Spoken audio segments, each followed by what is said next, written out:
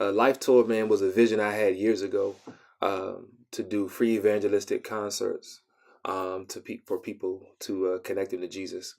So the Life Tour has three goals, three E's: to evangelize, entertain, and equip. We want to evangelize by sharing the gospel. We want to entertain by doing a high quality hip hop concert. And we do games, on stage games for teens and young adults. They win prizes. And we have fun. We do giveaways, free food. So all that's a part of the entertainment. And then the last E is to equip. So we have a mobile app, Disciples Through Media app. We haven't released it publicly yet. That's probably why you may not have heard of it. We've been like beta testing it, but we've been releasing it at the concerts. And Life Tour, man, is about going into impoverished areas around the country, and sharing the gospel and giving teenagers and young adults discipleship resources on their mobile device so they can learn about Christ.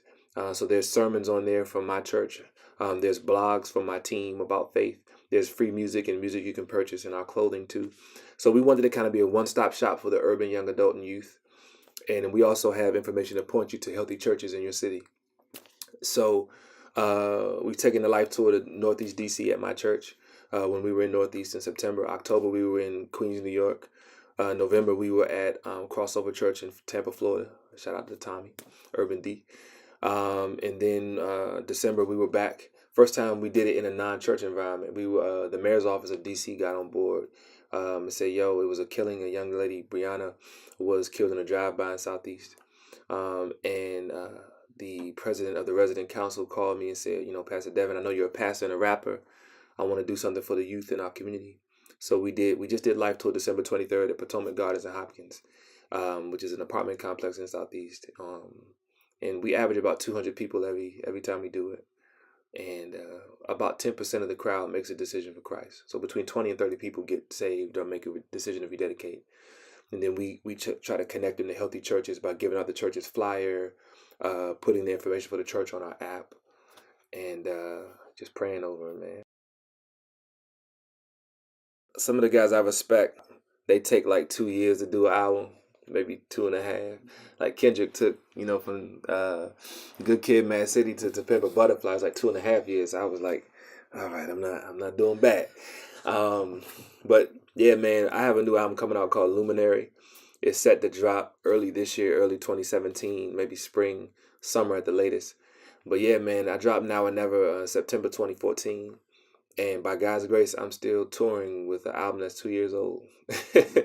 And so one of the things my production team and I wanted to do, we wanted to make timeless music. And I think when you do timeless music, it can just go on and on. There's so many people in the country that never heard of Now or Never. They've never heard Butterfly. They never heard End of My Rope. They never heard some of the songs I did on Now or Never. So when I do Life Tour, I incorporate some new songs, but I do some of the songs from Now or Never also. And it's brand new music to people. As an independent artist, it ain't like I got major distribution and, I'm on the radio, so people don't even know the songs are 2 years old. And I'm blessed that people still like it and dance to it and buy it, so it just speaks to, I guess, the shelf life of it. And I'm grateful to have put out an album that's still touching people, 2 years later. The album's called Luminary, and, honestly, I wanted to do an album about being a light. That's what a luminary is. And so, I feel like our world is real dark. And even in the state of Christian hip hop, it's like, you have people who are believers, but they're not, they don't want to be associated with Christian hip hop, gospel music or what have you. So you kind of have this thing. And my thing is, I don't care what you call yourself. What are you? Right? If you're a light, you're going to let it shine. If you're not light and you darkness, you ain't got nothing to shine about. So, you can call me a flicker, you can call me a candle, you can call me lit, call whatever. If I'm about Christ, it's going to come out of my lifestyle, and from the overflow of my heart, my mouth speaks. My lyrics will reflect what's in my heart. If Christ has saved my heart, I don't care if you call it gospel music. I don't care if you call it hip-hop music. I don't care what you call it. I'm doing my music. So that's my stance on that. And so with this album, I wanted to write music that was going to encourage people to be light and expose darkness, to encourage people to come out of darkness into the light. And I believe the light is Christ, So my process for a song, man, is really just being real, man. I got a song right now called Boric Acid that's coming on the album, and it's produced by Wit. Shout out to Wit.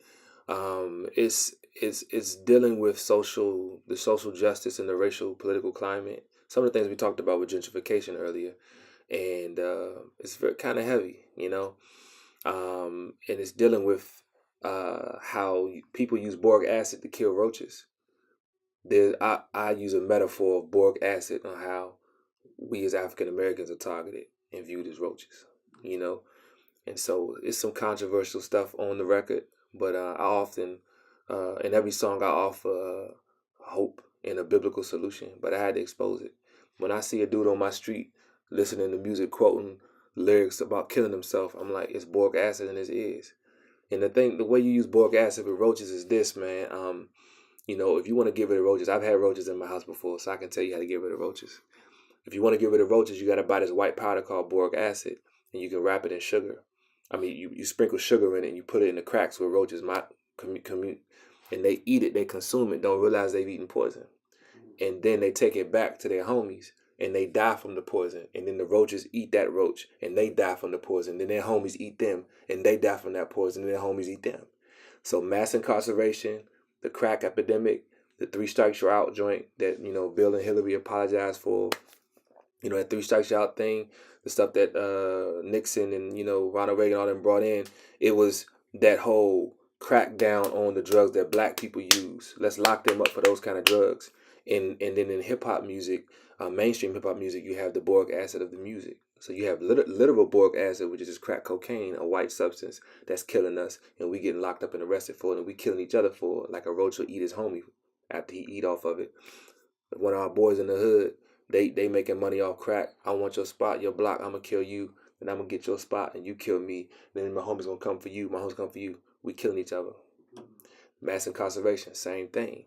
Or a lot of the black men are taken out of the homes for petty crimes. That now weed is legalized. So many dudes are locked up for selling weed, right? So I deal with this stuff, man. This social injustice. I offer a biblical solution, but not all my songs are heavy like that. I got some positive, uplifting songs. But the whole album is about being a light.